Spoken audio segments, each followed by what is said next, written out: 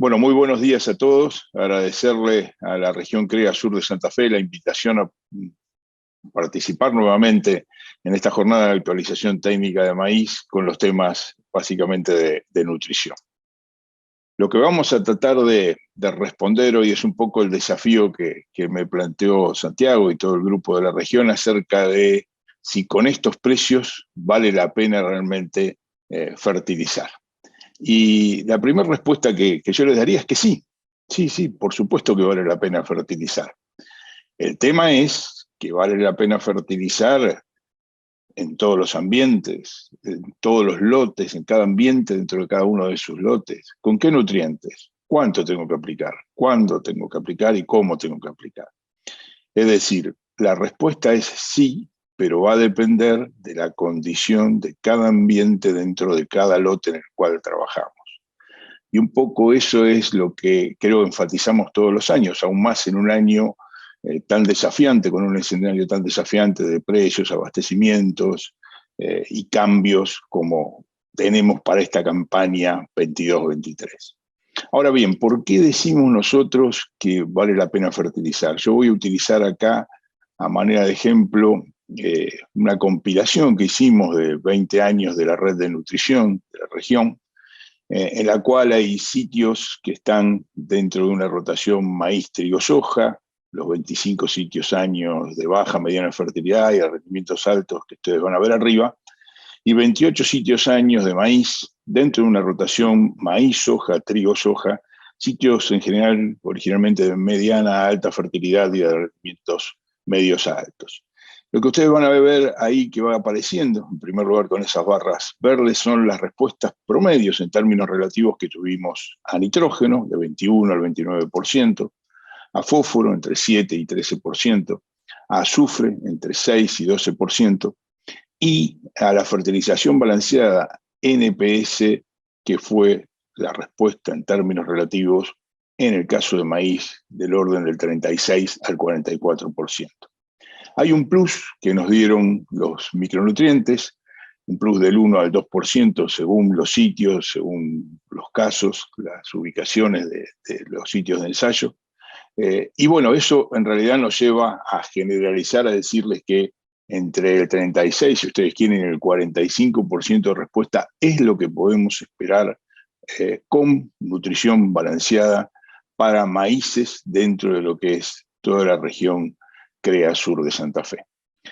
Ahora bien, nosotros decimos que hay que fertilizar o hay una oportunidad de fertilizar porque hay una respuesta en cuanto a rendimiento, pero también podemos analizar con los mismos datos de la red de nutrición cuál es la respuesta económica, es decir, hay una rentabilidad en esa fertilización balanceada. Y bueno, ahí en primer término ustedes están viendo lo que es el margen bruto de la situación testigo, de la situación de fertilización balanceada con nitrógeno, fósforo y azufre, y vamos a ver un margen de NPS sobre el testigo de más de $600 por hectárea. Tenga muy en cuenta que acá estamos promediando 20 años, que el testigo durante esos 20 años fue testigo y que el NPS siempre fue NPS a lo largo de esos 20 años, pero también tengan en cuenta que utilizamos dosis altas de reposición, de fósforo, de azufre, dosis para alta producción de nitrógeno, es decir, es una situación realmente muy interesante esto de ver cuál es el impacto desde el punto de vista de rentabilidad.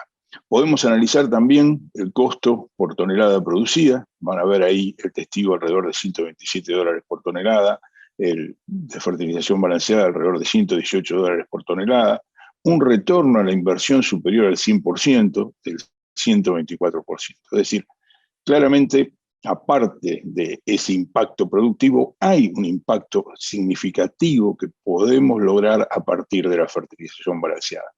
Y un tercer aspecto que muchas veces no miramos, pero que consideramos que es particularmente importante cuando uno mira calidad del suelo, calidad de ambiente, sustentabilidad de la producción, es mantener un balance de nutrientes adecuado. Y lo que ven en la figura de la derecha es que con la fertilización NPS, las barras verdes, logramos balances levemente positivos, mientras que en la situación testigo van a ver claramente esos balances negativos, es decir, eso de sacar mucho y no devolver nada de nitrógeno, de fósforo o de azufre a nuestros suelos, es decir, llevar a esos suelos a una situación de baja fertilidad, de bajo potencial de producción.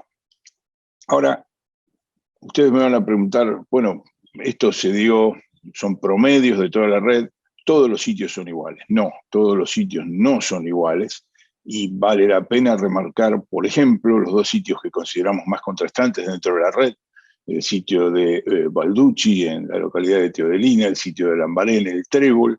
Algunas características del inicio de esos dos ensayos allá por el año 2000, van a ver mucha historia agrícola en Balducci, baja historia agrícola en Lambaré, y en general mejores condiciones tanto de materia orgánica, de fósforo bray especialmente, y similares pHs entre los dos sitios. Pero bueno, esas distintas condiciones iniciales, ese distinto, si ustedes quieren, análisis de suelo, allá por el inicio de los ensayos, nos lleva a que, desde el punto de vista de los resultados económicos y analizando nada más que el margen, en este caso en particular de cada uno de los nutrientes, N, P y S, N con las barritas azules, P, fósforo con las barritas naranja y azufre con las barritas grises, van a ver claramente que en el caso de Balducci, en la figura de la izquierda, tuvimos respuestas ampliamente rentables a la aplicación de los tres nutrientes, tanto en maíz, acá también están los datos interesantes de trigo-soja.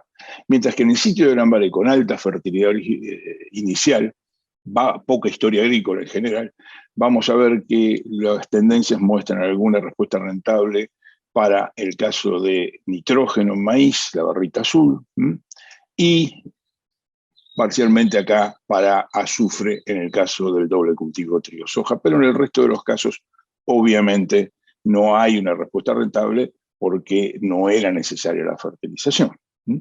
Entonces, ¿cómo enfrentamos el año? ¿Cómo pensamos este año? ¿Cómo tratamos de responder a esa pregunta si vale la pena fertilizar o no? Entonces ahí un poco el título dice, ¿conviene fertilizar? Los números dan. Siempre partimos de analizar la relación de precios. ¿Cuántos kilos de grano me cuesta cada kilo de nutriente? En lo que les voy a comentar acá brevemente, yo considero ahí precios por tonelada de urea, de MAP, de sulfato de calcio, los indicados ahí, y ese precio de $235 por tonelada de maíz. Considerando esos precios, un kilo de nitrógeno me está costando 8 kilos de maíz, un kilo de fósforo, 25 kilos de maíz, y un kilo de azufre, 9 kilos de maíz. Esa relación de precios y sumo producto hay que compararlas con las respuestas o las eficiencias de uso que tenemos normalmente en ambientes con deficiencia de nutrientes. Entonces, ambientes con deficiencia de nitrógeno nos dan de 15 a 25 kilos de grano por kilo de N, ambientes con deficiencia de fósforo nos dan de 25 a 65 kilos de grano por kilo de P, y ambientes con deficiencia de azufre nos dan de 45 a 95 kilos de maíz por kilo de azufre aplicado. Entonces, si ustedes rápidamente comparan lo que cuesta con las respuestas que podemos obtener en ambientes deficientes, bueno, van a ver que en el caso de nitrógeno esa respuesta puede ser muy rentable. Estamos un poquito más ajustados en fósforo y es altamente rentable la aplicación de azufre. Siempre en ambientes con deficiencia. Les remarco nuevamente eso, ambientes con deficiencia. Entonces, como siempre decimos, ¿qué es lo que tenemos que hacer? Bueno, detectar, determinar, predecir, evaluar cuáles son los ambientes con deficiencia, y de esos ambientes con deficiencias, con un buen diagnóstico, podemos llegar a tener respuestas tanto en producción como respuestas en rentabilidad, y también mantener y o mejorar el balance de los nutrientes de los suelos. Y bueno, volvemos a hacer el repaso que hacemos frecuentemente cuando hablamos de nutrición de maíz y también de otros cultivos, ¿no? Las claves para ajustar la nutrición del cultivo pasan por construir nitrógeno para rendimiento. Eso necesita tener los cimientos de fósforo. Siempre decimos que fósforo le da la base a ese potencial de expresión y rendimiento que le va a dar el nitrógeno. Hay un plus clarísimo de azufre, especialmente en toda esta región sur de Santa Fe. Y obviamente en los últimos años hemos visto respuestas interesantes y significativas así. Pero lo más importante que tienen que tener en cuenta, para este año tan desafiante, para poder responder eso si vale fertilizar o no, es partir de un correcto diagnóstico en cada ambiente de cada lote. Diagnosticar por ambiente es la clave en este escenario tan especial de esta campaña 22-23. Entonces, simplemente para ir rápido y hacer un repaso de esto del diagnóstico, recordarles que en el caso de maíz, lo que más vamos a mirar siempre es cuál es la demanda que tiene el cultivo, es decir, tratar de establecer para cada ambiente dentro de cada lote lo que debería ser el rendimiento alcanzable, el rendimiento al cual podemos llegar según la historia del lote, del ambiente, el manejo que le estamos dando. Y ahí ya hay algunos números que tienen que considerar. Para cada tonelada de grano de maíz producida tienen que entrar alrededor de 20 o 22 kilos de nitrógeno en la planta. Significa que desde el suelo, por cada tonelada de grano, vamos a necesitar disponer de 30 a 32 kilos de nitrógeno. A esa demanda le vamos a contraponer lo que constituye la oferta de nitrógeno del sistema. Hay tres fuentes, siempre recuerden, de nitrógeno en un sistema. Uno es el nitrógeno que medimos a la siembra del cultivo, el nitrógeno de nitrato de 0 a 60 centímetros. Otro es el nitrógeno que se va mineralizando a lo largo del ciclo del cultivo. En algunos casos lo estimamos a través del nitrógeno anaeróbico, NAN. Y una tercera fuente de nitrógeno es el nitrógeno que se libera del residuo, del rastrojo del cultivo antecesor. Bueno, oferta, demanda, o si ustedes quieren, demanda menos oferta, lo que no puede cubrir esa oferta es lo que vamos a tener que fertilizar. Y algo muy importante para maíz, y especialmente este año que tenemos que tener muy en cuenta, es la posibilidad de ir monitoreando el estado nitrogenado del cultivo a lo largo del ciclo y a través de franjas de saturación o franjas testigos, bueno, ir comparando con el ambiente, con el lote, y así poder hacer correcciones, por ejemplo, en 5, 6, 7, 8, 10, 12 y hasta, hojas me refiero, y hasta eventualmente incluso hemos visto respuestas hasta R1.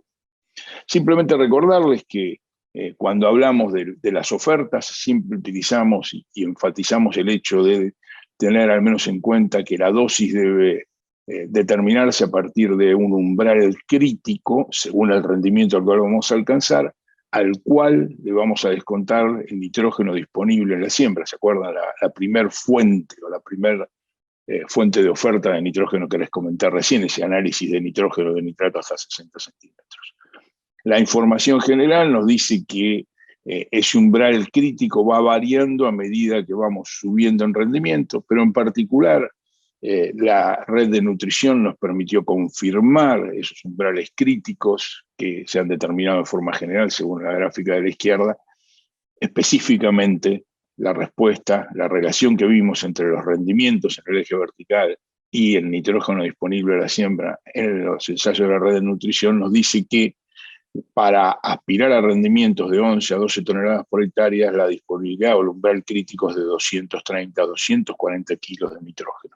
Lo que no está en el suelo de la siembra se debe complementar con una aplicación de fertilizante nitrogenado. Las otras dos fuentes que yo les había hablado, una era la mineralización de nitrógeno a lo largo del ciclo del cultivo, mineralización de la materia orgánica del suelo, y en ese caso les decía que podemos eventualmente utilizar estimadores como el NAN. Lo que simplemente hace el NAN es que para un determinado rendimiento, supongamos acá la línea roja de 12 toneladas, el umbral crítico al cual debemos apuntar, es el que recién definimos en la diapositiva anterior, obviamente baja cuando el potencial de mineralización del ambiente sube. Para 40 de NAN, el umbral crítico es 250, para 60 de NAN, el umbral crítico es de 200 kilos de nitrógeno, siempre buscando ese rendimiento de 12 toneladas. Y desde el punto de vista del antecesor, bueno, el efecto antecesor puede ser un crédito, una penalidad, pero si pensamos, por ejemplo, en cultivos de servicio, cultivos de cobertura, como vicias que tienen la capacidad de fijar nitrógeno y ofrecerle nitrógeno al maíz que suceda esa vicia, la información nos muestra que hasta podemos tener aportes de nitrógeno que implican un incremento de rendimiento de 3 toneladas o que cubren la necesidad de 3 toneladas de maíz.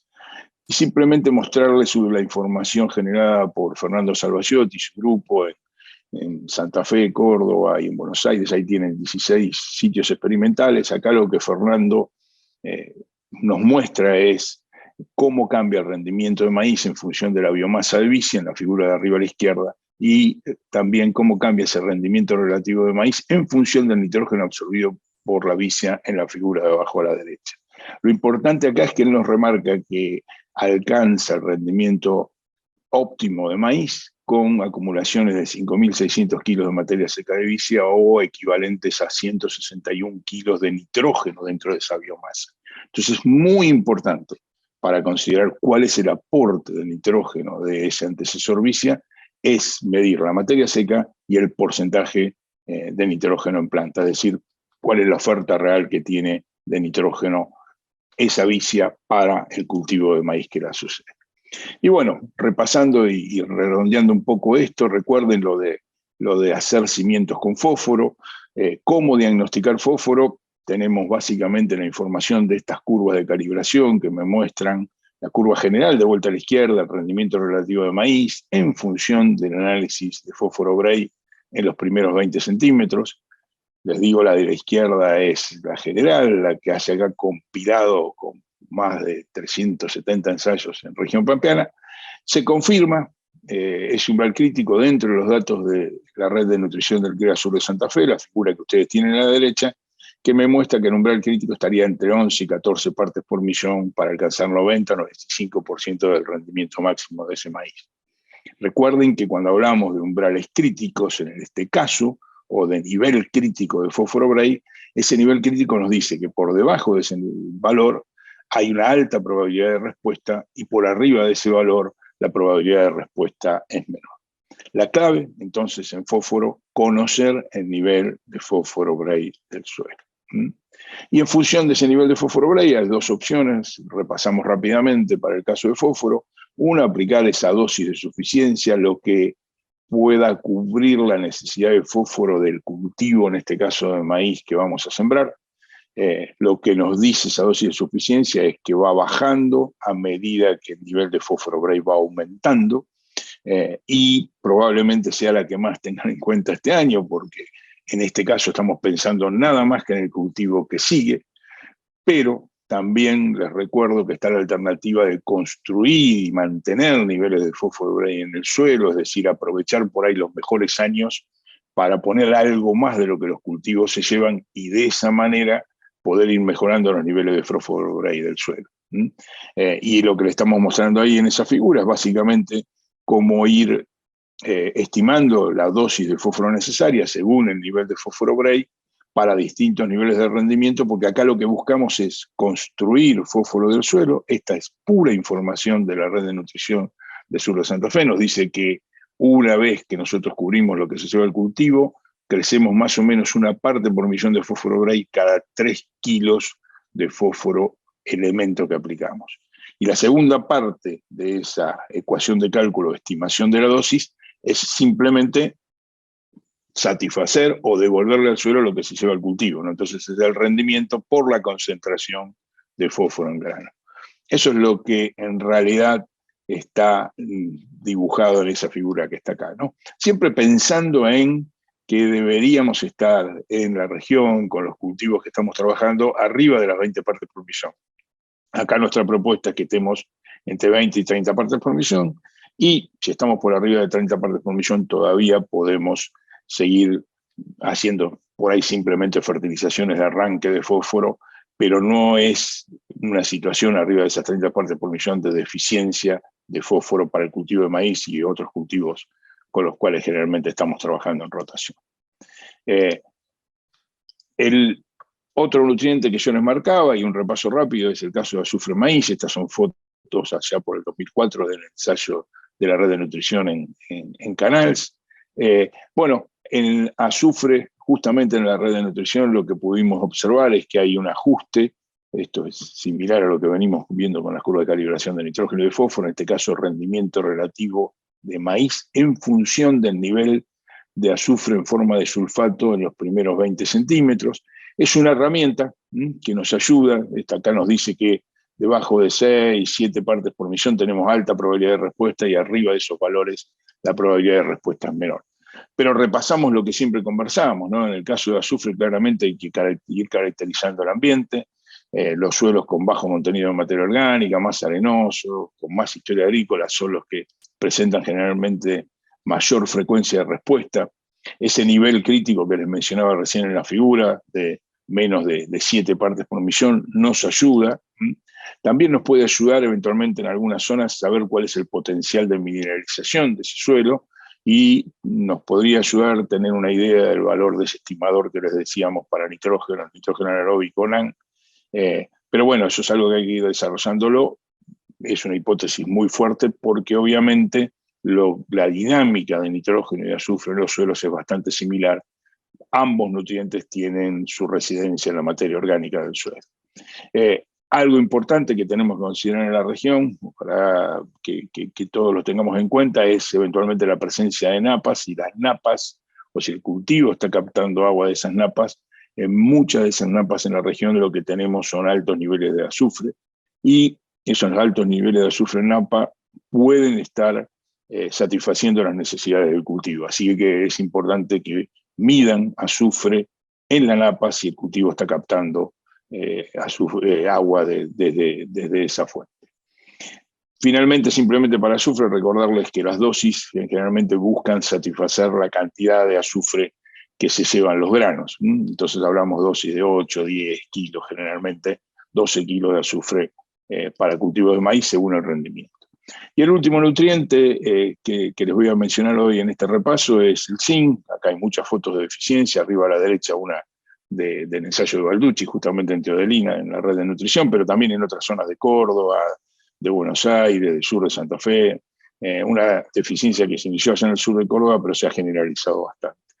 Afortunadamente, con trabajo de muchos grupos de investigación, de INTA, universidades, CREA, PRESID, lo que se pudo ir construyendo rápidamente fue una metodología de diagnóstico de la necesidad de zinc en maíz, y acá nuevamente el rendimiento relativo de zinc en función del análisis de zinc con extracción de DTPA en los primeros 20 centímetros de suelo, la misma muestra que mandan para fósforo, para pH, materia orgánica, para sulfato, se analiza para zinc, y lo que nos dice esto es que el nivel crítico es de alrededor de 1 parte por millón, es decir, alta probabilidad de respuesta debajo de 1 parte por millón, menor probabilidad de respuesta por arriba de 1 parte por millón. Y en los sitios que tenemos esos valores bajos, fíjense que hay respuestas que son del orden, en este caso, acá hay unos cuantos sitios, 31 sitios, del orden del 7% de incremento de rendimiento.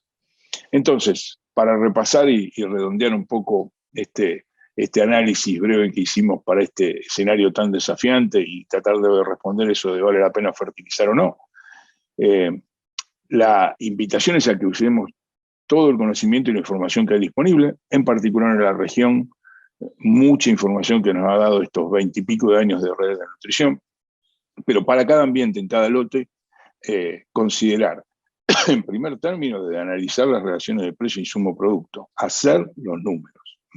Eso es algo que siempre enfatizamos. Y después movernos a esto que les decía recién, ¿no? Hacer diagnóstico por ambiente. Hay que ser efectivo y eficiente en la asignación de nutrientes, balanceando la nutrición, no solamente pensar en nitrógeno, o en fósforo, o en azufre. No nos quedemos con un solo nutriente, evaluemos todos. Si ponemos mucho nitrógeno, pero hay una deficiencia de fósforo, no se va a expresar esa respuesta a nitrógeno como debiera, y a la inversa también. Es decir, balancear la nutrición, evaluar todos los nutrientes que puedan ser deficientes, es central para ser eficiente y efectivo en el uso, no solamente del recurso nutrientes, sino del recurso suelo, de los milímetros de agua, etc. Y como punto final, ¿no? Simplemente tener muy en cuenta toda la fuente. Nosotros recién hablábamos de fuentes de suelo, ¿no? Cada vez que hacemos el diagnóstico, pero a esa fuente suelo de nutrientes le podemos construir la fertilidad, mantenerla si es elevada, según las rotaciones que estemos trabajando y según cómo hayamos manejado la fertilización de los cultivos anteriores. También vamos a tener que ir abriendo un poquito más nuestras mentes a utilizar otras fuentes de nutrientes que no son solo fertilizantes minerales, también los reciclados. Estamos en una era de la economía circular. Ver de ser más eficientes en el uso de cada unidad de nutriente que aplicamos, considerando el uso de productos de mayor eficiencia, por ejemplo, inhibidores. Hay muchos productos actualmente muy interesantes en el mercado, y enfatizar también lo del tema de la capacidad que nos permitirían o que nos darían los productos biológicos para mejorar esas eficiencias. Así que bueno, esto, disculpen un rápido repaso, no tenemos mucho tiempo hoy, pero bueno, quedamos a disposición, ahí está mi dirección de mail, mi contacto, y como siempre un gusto haber participado de esta JAT de maíz de la región CREA Sur de Santa Fe. Muchas gracias por la atención.